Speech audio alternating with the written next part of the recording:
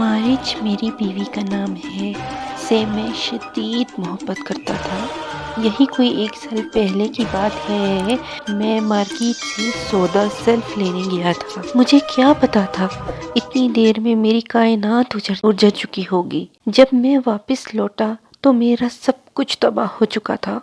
मेरी प्यारी बीवी, मेरी मोहब्बत मारिच सीढ़ियों से गिर के मुझे हमेशा के लिए छोड़ के जा चुकी थी। इस सर पे शदीद चोट आई थी। अस्पताल ले जाने की भी जरूरत ना पड़ी, इसने वहीं दम तोड़ दिया। मैं घंटों इसका सर अपनी गोद में लिए रोता रहा। हमारी मोहब्बत की शादी थी और शादी को ज्यादा अरसा नहीं हुआ था कि वो मुझे यूं छोड़कर अपने आखिरी सफर पर रवाना हो गई थी। ये सानिया मेरे लिए मौत के परवाने से कम नहीं था।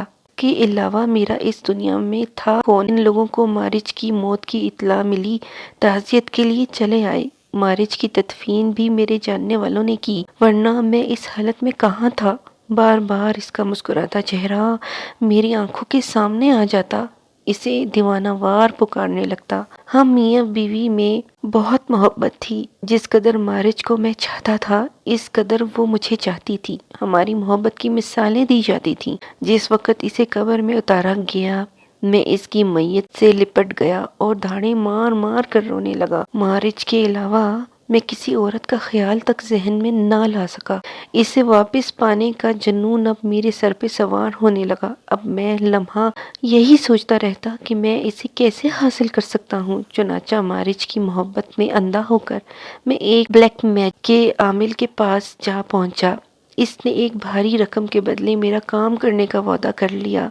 मैंने इसके बताए हुए तरीके पर अमल किया, जो एक अलग कहानी है। मैं ज़्यादा तफसील में जानने के बजाय मतलब की बात करूँगा। मुझे आज भी याद है, वो पूरे चांद की रात थी जिस वक़्त मैंने मारिच की कब्र खोल कर ताबूत का ढकना हटाया। इसका साफ शफाफ चेहरा मेरी आंखों के सामने था।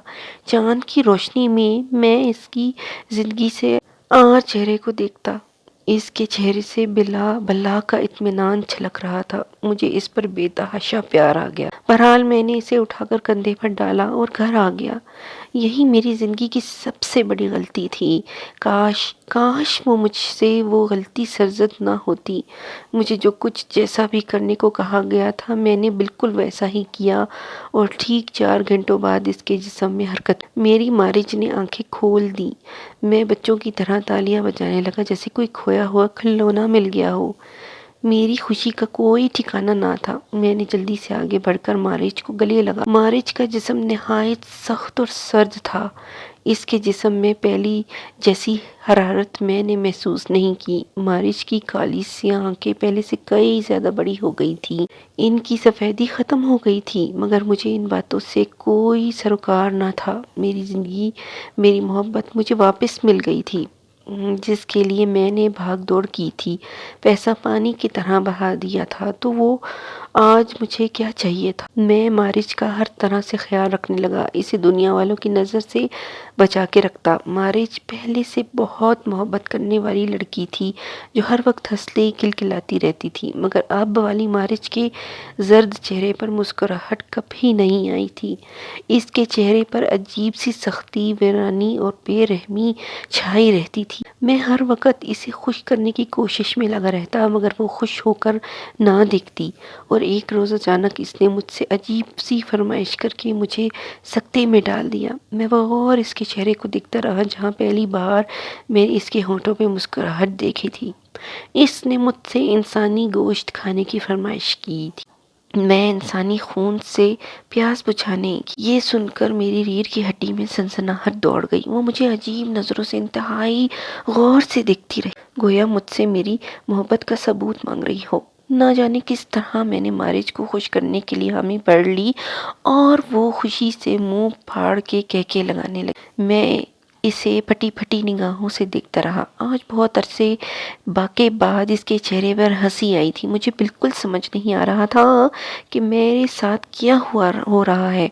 इतना सख्त काम तो मुझसे आमलों ने भी ना करवाया था, जो मैं अब करने जा रहा था। نہ جانے کس طاقت کے زیر اثر میں ہاں کہنے پر مجبور ہو گیا تھا۔ شاید یہ میری مارج سے بہت تھی جس میں وہ ہر کام کرنے کے لیے تیار ہو جاتا تھا جو اس کے چہرے پہ مسکراہٹ بکھیر دے۔ میں نے مارج سے ایسی فرمائش کرنے کی وجہ نہ پوچھی کیونکہ مجھے معلوم تھا کہ ایک طویل نیند سے جاگنے کے بعد یہ اس کی ضرورت ہے۔ میں اسے ہر حال میں خوش دیکھنا چاہتا تھا کیونکہ جب وہ مجھے دوبارہ ملی تھی تو وہ خوش نہیں تھی اور میں نے اسے خوش کرنے کی ٹھان لی تھی۔ یہ سب اتنا آسان نہیں تھا لیکن پھر بھی میں نے مارج کے لیے یہ سب کرنے کی ٹھانی اور ایک روز اپنے ایک دوست کو گھر پر کھانے پر دعوت دے دی۔ وہ خوشی خوشی راضی ہو گیا کیونکہ وہ جانتا تھا میں مارج کے بعد کتنا اکیلا ہو گیا ہوں اور انتہائی تنہائی مجھے کاٹنے کو دوڑتی ہے، لہٰذا مجھے کسی کے ساتھی کی ضرورت ہے۔ اس بیچارے کو کیا معلوم تھا میں نے اپنی محبت واپس حاصل کر لی ہے اور آج وہ اسی محبت کی خوراک بننے کے لیے میرے گھر کھانے پہ آ رہا ہے۔ میں نے مارج کی محبت میں قدر خود غرض ہو جاؤں گا مجھے پتہ نہ تھا۔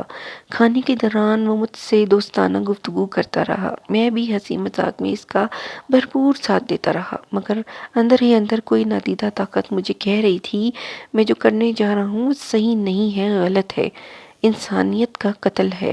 یہ تمام آوازیں اس وقت دب کے رہ جاتی جب کمرے کے اندر کھڑی مارج کو دیکھتا جو دروازے کی آڑ سے مجھے رحم طلب نظروں سے دیکھ رہی تھی، گویا یہ خوراک اس کے لیے اتنی ہی ضروری تھی جتنی انسان کے لیے۔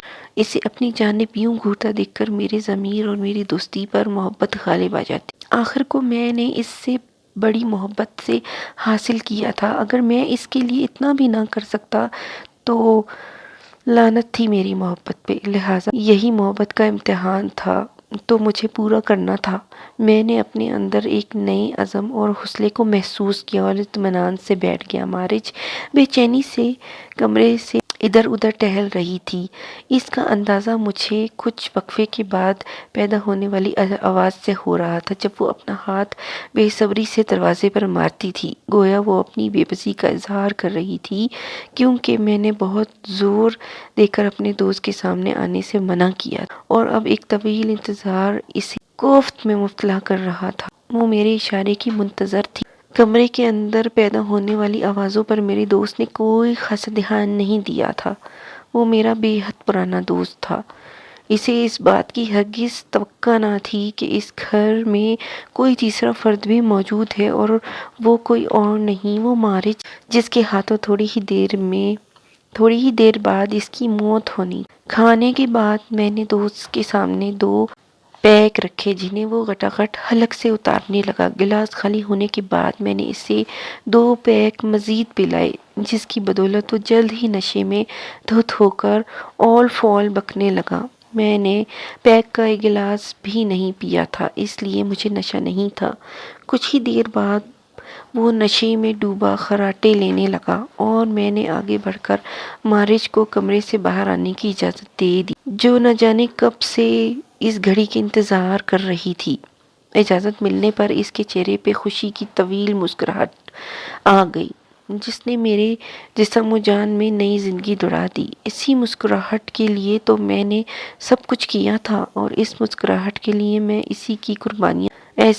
ایسی ہی قربانیاں دے سکتا تھا۔ چنانچہ میں نے مارج کو اپنا کام کرنے کی اجازت دی۔ اجازت ملتے ہی وہ کمرے سے باہر آ گئی اور میں ایک کونے میں کھڑا ہو کر سب دیکھنے لگا۔ مارج نے اپنا منہ اس نرخرے سے لگایا اور اپنے دانت پوری قوت سے کاٹ دیے، پھر لبالب اس کا خون پینے لگی۔ میں پٹی پٹی نگاہوں سے سارا منظر دیکھ رہا تھا۔ اس نے اس قدر صفائی سے خون پیا کہ ایک قطرہ بھی نیچے نہیں گرنے دیا۔ اسی وقت مجھے مارج نہیں کوئی بدروح لگ رہی تھی جو بڑے مزے سے ارد گرد سے بے نیاز ایک انسان کا خون پینے میں مصروف تھی۔ میرا دوست نیند میں ہی نہ جانے کب زندگی کی بازی ہار چکا تھا۔ اب مارج اس کا گوشت نوچ نوچ کر کھانے لگی۔ اس نے اپنے کپڑوں میں اڑسی ہوئی چھری نکالی اور ماہر قصاب کی طرح لاش کے ٹکڑے کرنے لگی۔ وہ میری طرف سے بالکل بے خبر تھی یا جان بوجھ کر نظر انداز کر رہی تھی۔ اس نے لاش کے دونوں بازو علیحدہ کر لیے اور پھر بڑے مزے سے چبانے لگی۔ ادھر میں حیرت کی تصویر بنا تھا۔ مضبوط اعصاب کا مالک ہونے کے باوجود میری ٹانگیں کانپ رہی تھیں۔ میں تو اس بات پہ بھی حیران تھا کہ وہ کچا گوشت اور وہ بھی اتنی مقدار میں کیسے کھا رہی ہے۔ مجھ سے اب اور دیکھا نہ گیا اور میں چپ چاپ اپنے کمرے میں چلا گیا۔ کتنی ہی دیر خود کو ملامت کرتا رہا اور روتا رہا، پھر مجھے کچھ ہوش نہ رہا اور میں نیند کی وادیوں میں ڈوبتا چلا گیا۔ کسی کے نرم و نازک ہاتھوں نے مجھے چھوا تو میری آنکھیں کھل گئیں۔ یہ مارج تھی جو بڑے پیار سے میرے بالوں کو سہلا رہی تھی۔ میری آنکھوں میں آنسو آ گئے۔ نہ جانے مارج کو کیا ہو گیا تھا۔ یہ وہ مارج نہیں تھی جسے میں جانتا تھا، یا پھر یہ میری مارج ہی نہیں۔ میں اکثر مارج کو اس کا ماضی یاد کرواتا رہتا کہ ہم دونوں ایک دوسرے سے کتنی محبت کرتے تھے، ایک دوسرے کے ساتھ کتنے خوش تھے۔ تم میرے لیے مزے مزے کے کھانے بنایا کرتی تھی۔ وہ ساری باتیں سنتی رہتی اور مجھے چپ چاپ اپنے سپاٹ چہرے کے ساتھ گھورتی رہتی، گویا اسے اپنے ماضی کی کوئی بات یاد ہی نہ ہو۔ میں سرد آہ بھر کے رہ جاتا۔ بہرحال دن گزرتے گئے، ہمارے طرح طرح کے خیالات دل و دماغ میں سر اٹھاتے رہے۔ دل محبت کے ہاتھوں مجبور تھا اور میری اس کو صحیح کر رہا تھا، جبکہ اس کے برعکس دماغ مجھے بار بار غلط کہہ رہا تھا۔ دل اور دماغ میں جنگ سی تھی۔ کچھ سمجھ نہیں آ رہا تھا کہ مارج کے جسم میں اس کی اپنی روح ہے یا کوئی اور شیطانی بدروح اس کے جسم میں حلول کر گئی۔ میں نے یہ سوچ کر خود پر سکون کر لیا کہ جو ہونا تھا ہو گیا، اب آئندہ وہ کوئی ایسی گھٹیا فرمائش نہیں کرے گی۔ لیکن مجھے پتہ نہیں تھا کہ جو بلا میں نے گھر میں پال رکھی ہے وہ مجھے ہی نقصان۔ مجھے مارج کے اس رویے کے بارے میں اس عامل نے کچھ نہیں بتایا، گو کہ وہ واپس جاگنے کے بعد ایسی کوئی چیز طلب کرے گی۔ انہوں نے میری مارج مجھے واپس لوٹا دی، گویا ان کا کام اب ختم ہو گیا تھا۔ اب آگے میں جانوں، میرا اللہ جانے۔ اب میں اس میں واضح تبدیلی محسوس کر رہا تھا۔ میں رات کو سونے کی تیاری کر رہا تھا جب میں نے مارج کو دروازے میں کھڑے ہوئے پایا۔ اس کی آنکھوں میں میرے لیے بہت زیادہ محبت تھی۔ وہ غالباً میرے اس کام سے خوش تھی۔ اسے خوش دیکھ کر میرے اعصاب ڈھیلے پڑ گئے۔ مارج اب بدل گئی تھی۔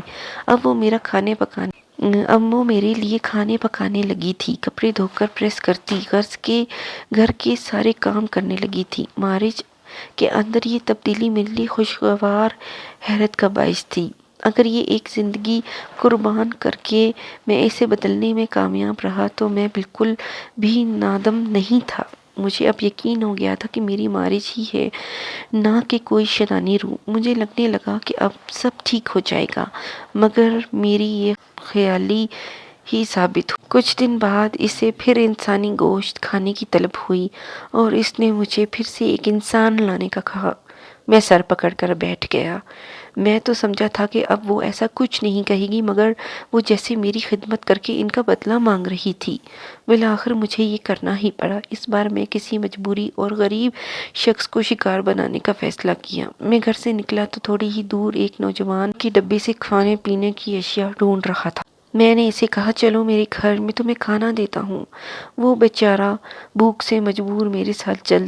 گھر لا کر میں نے اس کے سامنے کھانا رکھا۔ وہ کئی دن سے بھوکا تھا، کھانے پہ ٹوٹ پڑا۔ میں نے کھانے کے انداز کی دوا پہلے ہی ملا دی تھی۔ جب وہ کھا چکا تو میں نے کہا کہ چائے پی کر جانا۔ اس نے سر ہلا دیا۔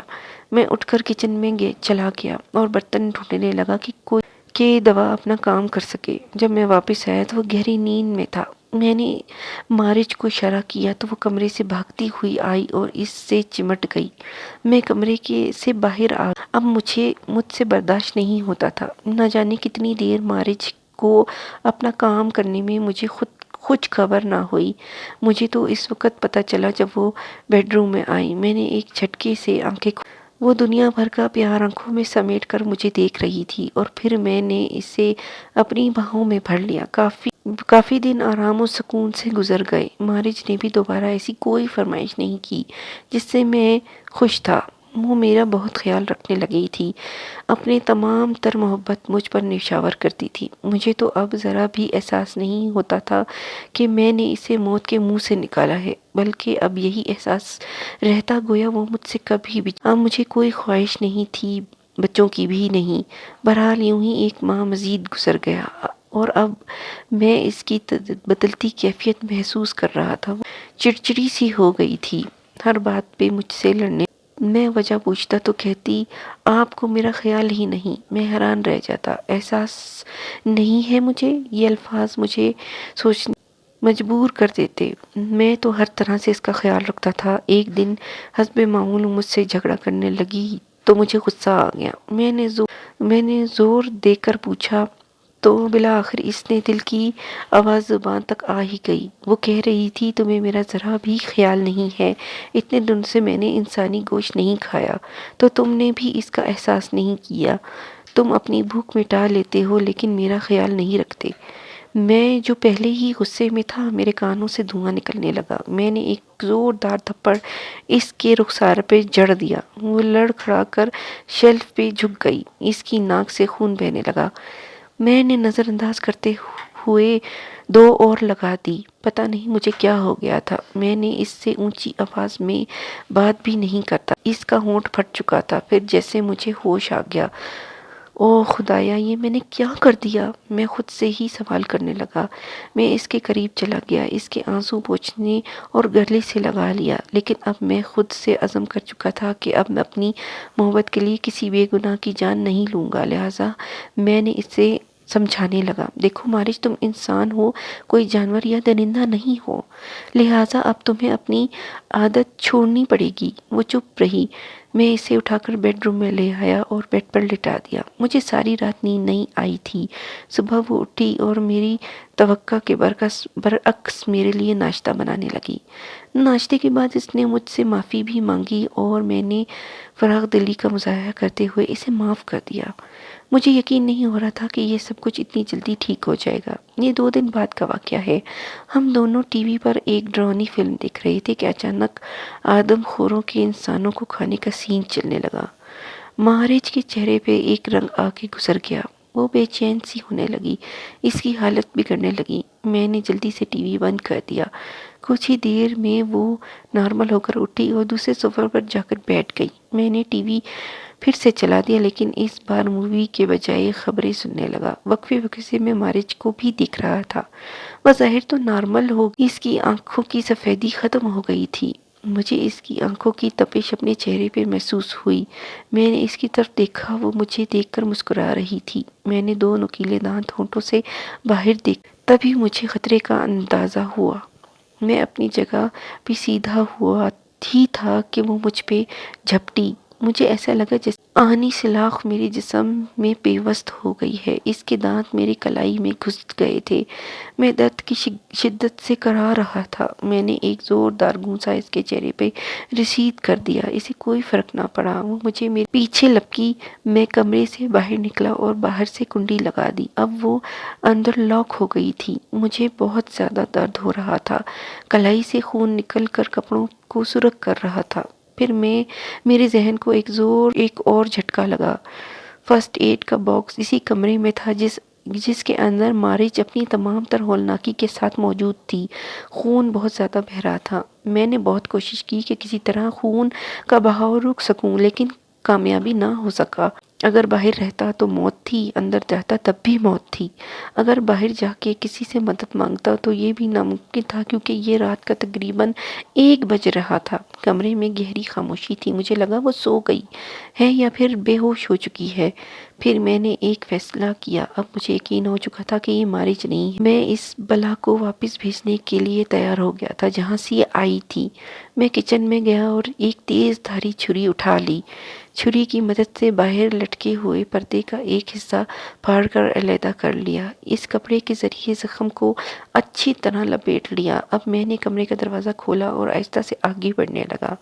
وہ مجھے کمرے میں کہیں نظر نہیں آئی۔ ایک دم پیچھے سے کسی نے مجھ پر حملہ کر دیا۔ یہ مارج تھی جو دروازے کے پیچھے چھپی۔ میں اس کی ہوشیاری پر بہت حیران تھا۔ اس نے پھر اسی زخمی بازو کو نشانہ بنایا۔ میں نے ایک جھٹکے سے اپنا بازو آزاد کرا لیا۔ مارج کی وحشت میں کوئی کمی نہیں آئی۔ اس نے مجھ پر دوبارہ حملہ کرنا چاہا، پر اب میں تیار تھا۔ وہ جیسے ہی میری قریب آئی، میں نے ہاتھ میں پکڑی ہوئی تیز دھار چھری کے ایک جھٹکے سے اس کی گردن پہ پھیر بھاری تھا، اس کی آدھی سے زیادہ گردن کٹ پر آنکھوں میں اب بھی خوف نہیں تھا۔ میں نے دوسرا وار مارچ کے پیٹ پر اس 10 انچ کی چھری نرم جلد کو کاٹتی ہوئی ساری کی ساری اندر گھس گئی۔ اس کی آنکھیں باہر کو ابل پڑیں۔ کچھ دیر میں وہ ساکت ہو گئی۔ مارچ کا خوبصورت چہرہ دیکھ کر میں ایک بار جذباتی ہو گیا۔ اس کا سر اپنی گود میں رکھ کر نہ جانے کب تک روتا رہا۔ وہ پھٹنے والی تھی۔ میں جلدی سے اٹھا، ہاتھ کی مرہم پٹی کے بعد لاش پولی تھین کے ایک بیگ میں ڈالی اور جا کر اسی قبر میں دفن کر دیا۔ میرا ضبط ایک بار پھر جواب دے گیا اور میں وہیں بیٹھ کر رونے لگا۔ لوگ اپنے محبوب کو ایک بار بھی دفنانے کی جرات نہیں کرتے اور میں نے دوسری بار دفنایا تھا۔ میرا دل غم سے پھٹ رہا تھا۔ میں بڑی مشکل سے گھر پہنچا۔ اب مجھے یہ تو یقین ہو چکا تھا کہ مارچ اب مر چکی تھی جس دن وہ پہلی مرتبہ قبر میں اتاری گئی تھی، اور باقی کی زندگی مجھے اس حقیقت اور اس کی یادوں کے سہارے گزارنی تھی۔